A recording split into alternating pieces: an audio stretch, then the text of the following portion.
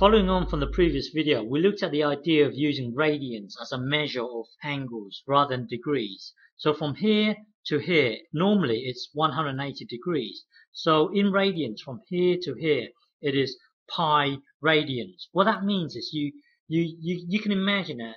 You can imagine it as this. Split this into roughly 3 equal parts, because pi is 3.14. So you can imagine from here to here splitting up as roughly into 3 equal parts. So roughly speaking, from here to here, it is roughly 1 radian, and from here to here, it is roughly 2 radians, and from here all the way to over here, it is roughly 3 radians. To be precise, from here to here, it is exactly pi radians. So you can imagine radians as, well, 1 radian, roughly speaking, it is roughly from here to here. That's 1 radian.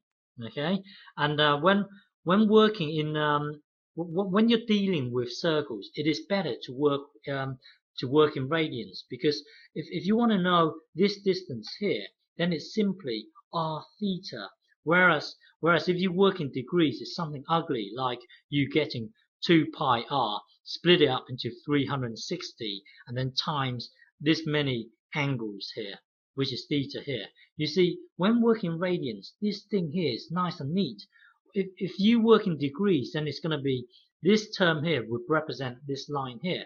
I've explained this in the previous video, so if you don't understand this bit, watch the previous video. The point of this video is that what I'm trying to illustrate is that we don't, when working in angles, we don't always have to split things up into 360 pieces or segments. We don't always have to work in 360 degrees. We could, if we wanted to, we could split up into 8 pieces. So here, let's just say from here to here, it is 3. Well, we can't use the word degree here because that's already used up. Degrees means we split things up into 360. Let's say from here to here, we're going to say 3. Let's make up a new name, octagrees. Okay, so from here to here, it is 3 octagrees. The point I'm trying to make is that we don't always have to split things up into 360 pieces. We could split up into 8 pieces. So here, theta here is 3 octagrees. Okay, so if you want to know this distance here, it would be 2 pi r divided into 8 equal pieces, and then times it by 3 octagrees. Okay, so this term here would represent this length here. Well, what I'm trying to say is that you don't need to always work into, you don't always need to split things up into 360 pieces. You could, if you wanted to, split things up into 7 pieces or 173 pieces or whatever. It will still work. Even if theta here, again, we are still working in octagrees here. So from here to here, theta here is less than 1 octagree. Okay, from this theta here is less than 1 octagree. So even if it's less than 1, it will still work. So if you want this distance here, just get 2 pi r, split it up into 8 equal pieces, and then times theta. Even though in this case theta is less than 1,